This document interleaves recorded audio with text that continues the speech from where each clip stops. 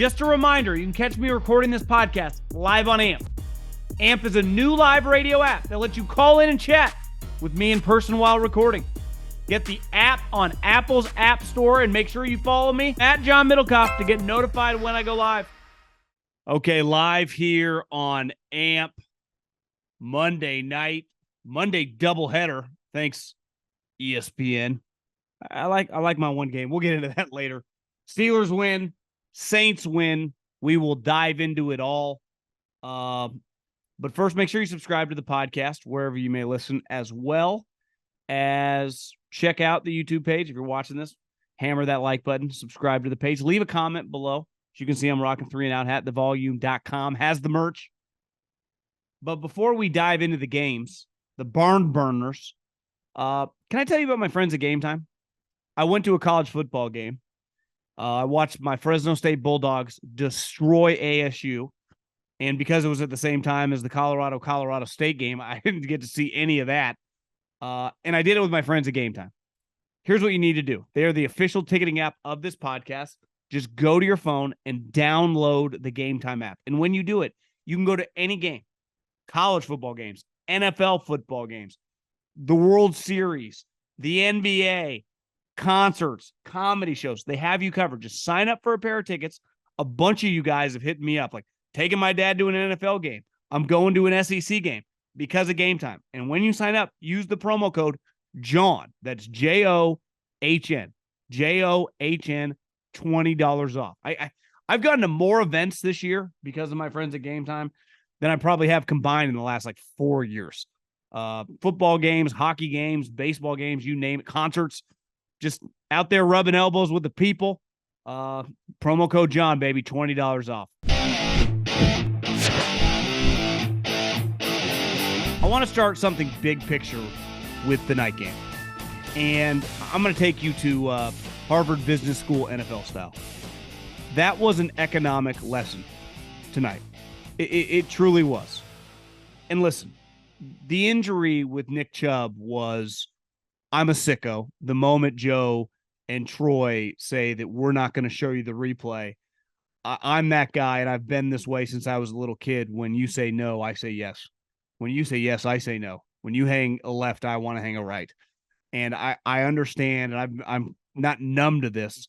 I kept rewinding it. I didn't really have a good angle, and then, searched online. He's a stud. Absolute baller. He is why we watch football, for the stars. But he clearly had a devastating knee injury, which would be his second of his career. He had one in college as well. And I thought he was going to run for 200 yards on the Steelers. And then when he went out, we'll get to Deshaun Watson here in a second, but you have a $230 million quarterback who's not looking like a $230 million quarterback. You're like, what are they going to do? And then what happened? They brought in some guy named Ford that I had to look up. He was Cincinnati's running back on the team that went to the playoffs, who looked just like him. He was awesome. 5th round pick. They did not skip a beat. The dude ran for 100 yards, was running around through and off the edges to Steeler defenders all night long. It was like they didn't skip a beat. Nick Chubb is widely considered, and rightfully so, probably one of the best non-quarterback offensive skill guys in the league. He goes out on a cart, and the run game doesn't skip a beat. You wouldn't have noticed if you would have put Chubb and his number on Ford, it would have looked the same. Yet the reason the Browns lost this game is because they couldn't block one of, if not the best play. We talk so much about Micah Parsons and Nick Bosa and Aaron Donald, and rightfully so. Maybe it's because of TJ's brother was more famous. And listen, I got to see JJ in the peak of his powers when he was winning Defensive Players of the Year. He was as good of a player on defense as I've ever seen live. And I've seen Aaron Donald and Earl Thomas and Ray Lewis. I've seen some great players over the last decade. TJ Watt is making a case that he's headed toward that level, because that is the type guy that you throw the farm at, that when they say how much, right, you figure out a way to get an enormous deal. And it's why those type players get paid so much money. And it's why GMs look at running backs like so replaceable, because you can hit a home run like the Browns did with Nick Chubb. Hell, he wasn't even the first player from his own college at that position taking, right? Bill Belichick took Sony Michel over him, which obviously did not age well. And he's become a star in the NFL. He's a dominant player. Yet he goes out and you don't notice a difference. Yet last year, early on in the season, when TJ Watt got hurt, it had a dramatic impact on the Steelers defense. Hell, on the league. It's probably a big reason that team missed the playoffs last year. The importance and the positional hierarchy is a real thing. And in the NFL, given it's a business wrapped around football, it's why you dedicate way more resources to those positions. It's very hard to find. Hell, they got lucky that Highsmith has turned into the version in which he's turned into. Now they have an A-plus pass rusher and like a B-plus pass rusher. And those guys are worth every penny. Where at running back, look at the Steelers. Najee Harris. I'm biased. He grew up where I used to live in the Bay Area, 15 minutes away from me. I'd been following him since like his sophomore year in high school. Since Jim Harbaugh and Nick Saban were coming to the Bay Area, begging him to take their scholarships. He's just not very good. He's not very good. And he was what? The 24th pick in the draft, 23rd pick in the draft? Warren is a much more explosive player. Clearly, pass blocking, not really his thing. But this running back conversation was on full display tonight. And the pass rushing conversation, which we all agree with, their value, but it shows you the value of positions. And it was crazy to watch Ford almost carry that team to a win. But the two pass rushers that combined for 14 points, they each had a touchdown, were peppering the quarterback, TFLs in the backfield all night long. Like, that's what you want, right? And listen, I was wrong on Pittsburgh. I thought they had a chance to win 13 games. It is clear through 2 games, regardless of the injuries, and they clearly have some. Fitzpatrick got hurt tonight. Hayward had surgery. He's out for a long time.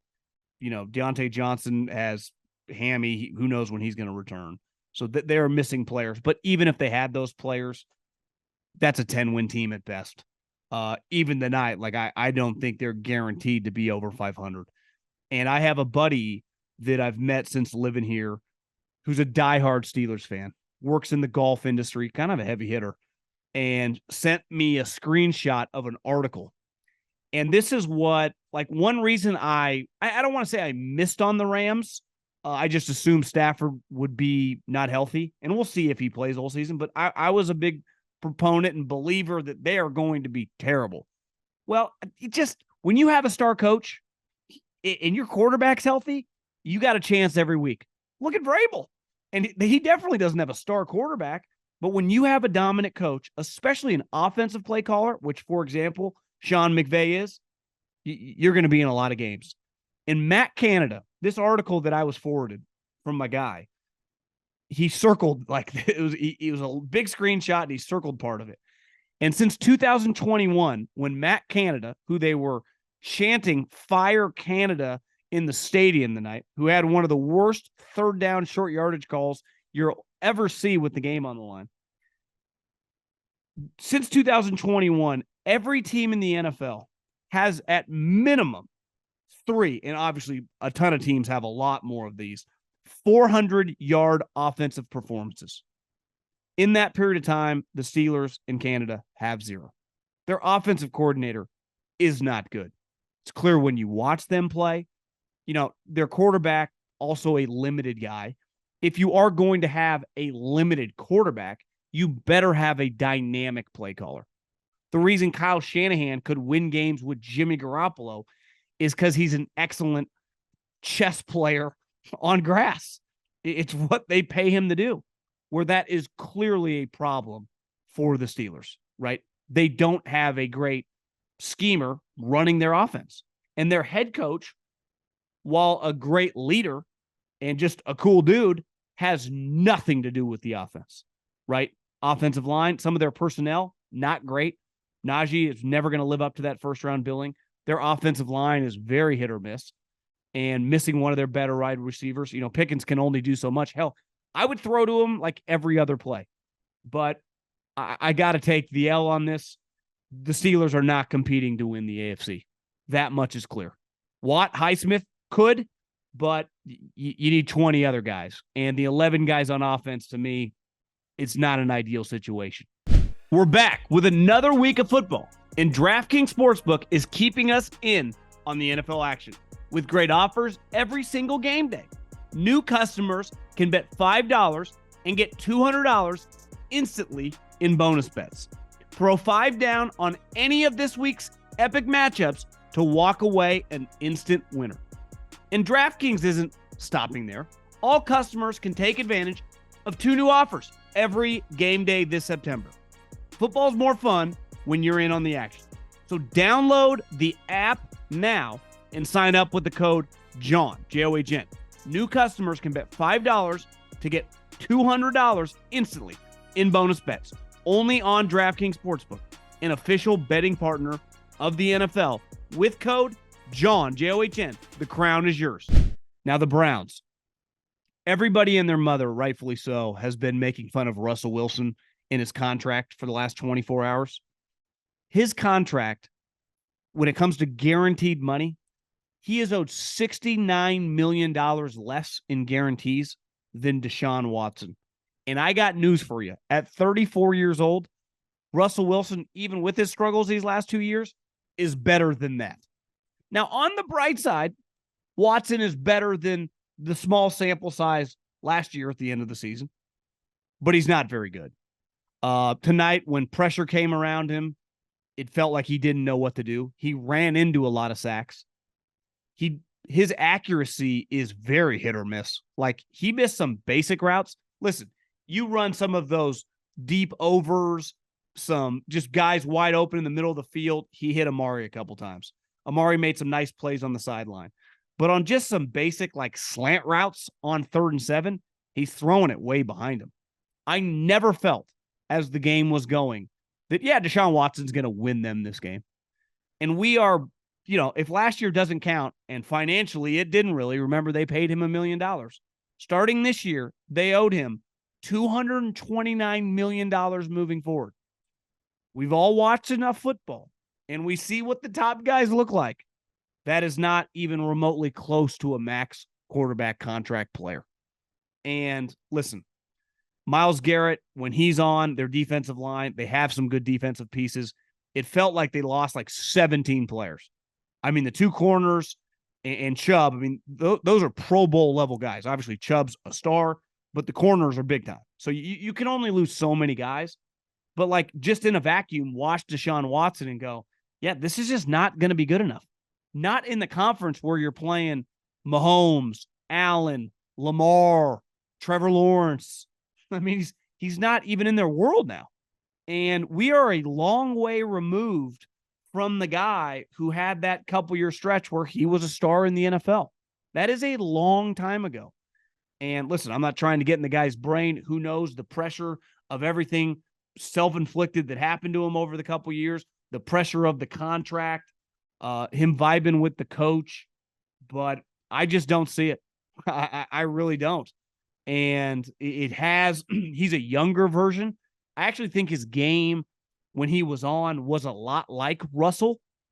They are good athletes, but they're not runners. Like, to me, Lamar, Kyler are runners. Those guys, Russell did it longer, scrambled to throw, and they were really dynamic, throwers on the run, outside the tackle box, behind the line of scrimmage. And I watch a guy right now that I just don't feel threatened by if I'm the other team.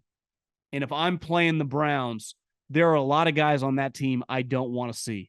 Myles Garrett, the corners, Nick Chubb, hell, Amari Cooper. Deshaun Watson's not one of those. He's not keeping me up at night. Kenny Pickett clearly is not either.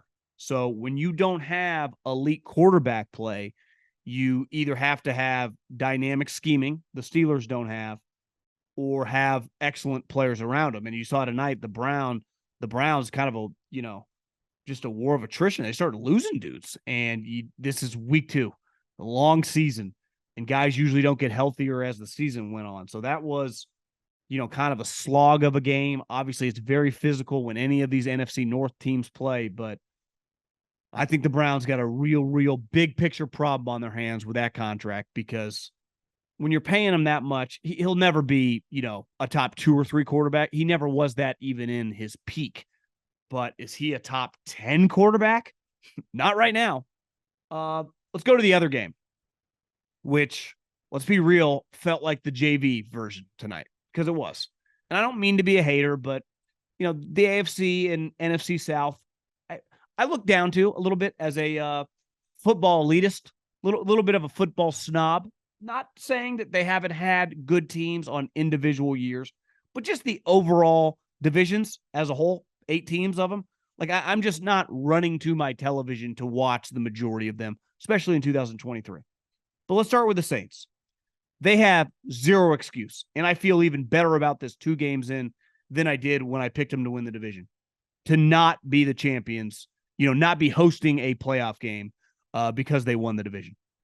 They are in a division that has Desmond Ridder, which pulled a couple plays out of his ass late in that game against the Packers. I don't see it. Baker Mayfield is starting hot, but he's still Baker Mayfield. And Bryce Young, who is on a team that we'll get to in a second, is just awful. Now, on the bright side of the Saints, their defense looks really good. I actually took the dog for a walk because the Saints score to go up 20-9. The other game goes to halftime. I'm like, well, this game's over. And I had kicked myself because I didn't follow Stuckey.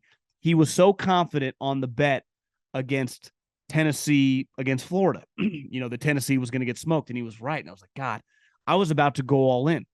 I loved the Saints line, but I didn't feel confident enough. Rookie quarterback, Monday Night Football. I'm like, their offensive weapons suck. How are they going to score on the Saints? But Derek made me nervous. And we'll get to him in a second. He's just not playing well enough right now. But that defense is big time. And if it wasn't for that final drive, that really was a pretty hollow drive, and then some crazy 2-point play, somehow the Panthers pushed. But if I'm the Saints fan right now, I feel we got a big time defense. The offense is a major work in progress. And while Derek should be the best quarterback in the division, I don't think he looks that great right now. He hit what's his name? Shaheed. He's hit him twice now in the Titans game, and then again tonight that were back-breaking plays. And then I think a play or two later tonight, he hits Olave for the touchdown that was the difference in the game. But for the most part, I don't think he looks very sharp. And I saw a clip while the Steeler game was still going on. Even he admitted such in his press conference, like, we got a long way to go. But the good thing is, when he played like this for the Raiders, they would always lose, mainly because their defense always sucked. Now he's on a good defense. He can struggle and be better than what they had last year. They still have this weird mix of trying to force feed Taysom Hill in, who is an interesting player. Like, I'd want him on my team, but the constant kind of hybrid quarterback runs don't totally get. But that's just something they've been doing since Sean Payton, and they're definitely not slowing down now. They'll eventually get Kamara back from the suspension. Michael Thomas looks good, and Chris Olave is really fast. So they're going to have weapons, and Derek can play a lot better than he's playing for sure. So to me, the Saints, no excuse to not win this division. I was thinking about it today early on in that game when they showed Bryce Young being the last guy to run out. Pretty cool moment. His parents were there. Monday Night Football. His mom was telling Laura Rutledge, I think, how she remembers watching Monday Night Football with her dad. It's an emotional night. But the Panthers, over a decade ago, had the number 1 overall pick. And I actually attended the draft in 2011 when they took Cam Newton. And I remember going to the bathroom where, the personnel like us that were there with the teams and then the players all used the same bathroom. I remember walking in there, and it was, it was a loaded draft, like Aaron Donalds, J.J. Watts, and Cam was walking out. And I ended up seeing him other times when I covered the league and worked in the league, but that was I walked right by him, and he was as big of a human as you'll ever see. He was massive. When I looked up his size today at the combine, he was over 6'5", 248. I remember walking by him thinking, this guy's 6'7", 270. and not an ounce of fat on him. He's one of the great freaks of all time, right? And then they draft Bryce Young, who's barely 5'10". And while he weighed in 200 at the combine, he's 190 pounds soaking wet. That was fake weight. So they went from Cam Newton, who is one of the biggest freaks of all time, to Bryce Young, who is tiny. Now, he was asked about it tonight, what it's like. And he's like, I've never been tall. But it is pretty nuts that they're 2 number 1 picks at quarterback. And I love Bryce at Alabama, and I have nothing but respect. He is a tough little guy. In terms of toughness at quarterback tonight on that field, the tougher quarterback plays for Carolina. He is not scared. But also when you're that small, little bit of a reckless nature, even Cam by his early 30s was breaking down. Now, he was taking a lot more hits because he was a runner. Bryce is not a runner. It's pretty crazy how small he is. Now, Cam's on the high end of size. Like, that is a mammoth human being. The majority of, like, Caleb Williams is going to be an all-time great prospect. His size won't sniff Cam's. But Bryce is the smallest quarterback in the league by a wide margin. While he's the same height as Kyler probably has him by 25 pounds. If Kyler's 215 and he's a $190, I mean, that's a big difference. And look, Kyler, banged up multiple years, and he's much faster than Bryce. So, something to keep an eye on. The team's awful. No skill guys. Frank's been losing a lot now these last couple years, but they got issues. And last but not least, I just do not understand the doubleheader on Monday Night Football. It doesn't make sense to me. There has to be some economic, financial reason behind it, but I thought a lot about it today, and I couldn't figure it out. I just do not understand the logic, especially it'd be one thing if one game was at 3 and the other game was at 6:15. So there wasn't any carryover. Well, tonight, the first game kicked off at like 4:07. The second Monday night game kicked off at 5:15. Now, because the Steelers-Browns game is like the longest game in NFL history because 75 guys got injured, there was a lot of time in between, but if the games were just on normal pace, that would not have been the case. So I don't quite understand it. I never will. I think a huge part of playing on prime time, whether it's Thursday, whether it's Sunday night, or whether it's Monday night, it's a standalone game. This is not college football where you're all playing on one day no matter what, and even if you're playing at night, there are several games going. In the NFL, you get Monday night by yourself. You get Sunday night by yourself. You get Thursday night by yourself. And it's a really big deal, even in a league full of a bunch of millionaires, right? It's cool. And I think it gets diminished tonight. And listen, I guess I have, a horse in this race, I guess, because I have to talk about it. So I got to watch both games, but I got multiple TVs. It's not the inability to consume 2 games at once. I just don't understand. I don't understand the logic. And if you're ESPN, you got, one game on this channel, the other game on this other channel, even though there was a story today that ABC is going to carry all the Monday night games as well as ESPN because of the writer's strike. Listen, that's something out of everyone's control. I guess some of the studios, some stuff's in their control, or maybe Netflix or Apple TV or whatever just gives up their streaming numbers, which they don't plan on doing. But I just can't wrap my head around it. I don't understand it. I don't like it. And I think it takes away from, I don't know if the pageantry is the right word, but the power of just playing as the lone game for all the players, all the coaches, all the fans there.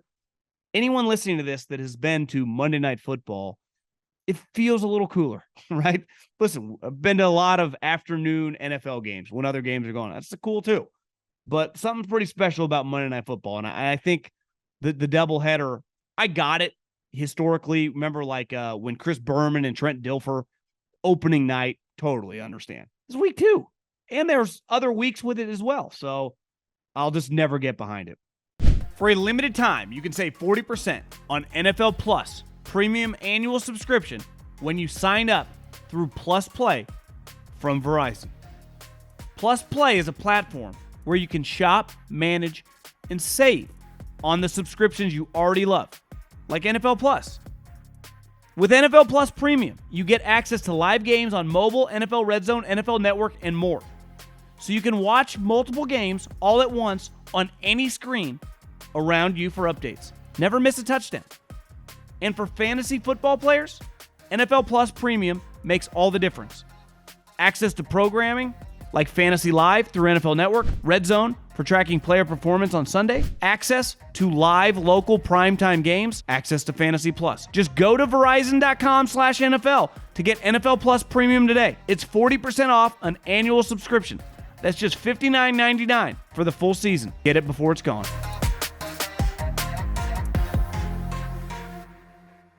Let's end with this. Making it look easy by my friends at Morgan & Morgan. 2 weeks in a row, I thought coming into the Monday night game, it's like, I'm going to have to give some shine to McDaniel, Tua, and Tyreek. And then the Monday night game happens. And TJ. I texted a buddy in the NFL tonight. I said, listen, I'm not saying he's as good as JJ, but he's like headed that way, right? He's on the path to, if he keeps playing like this for several more years, we're going to be like, is there that big of a gap between the two guys? I mean, JJ's a first ballot Hall of Famer. TJ Watt is also on that path as a first ballot Hall of Famer. He is such an elite player. The ability to constantly get in the backfield, his relentless energy. He plays the run well, the touchdown, the instincts to just pick up the ball. Clearly, I think Highsmith has benefited just from being around him, learning. I thoroughly enjoy, and I loved watching JJ before the injury started taking a toll, kicking ass and taking names on a weekly basis. I'd pay to just watch TJ Watt rush the passer. So you talk about making it look easy. No one fits that better than TJ Watt. Brought to you by Morgan & Morgan, forthepeople.com/John, or pound 529 on your cell phone.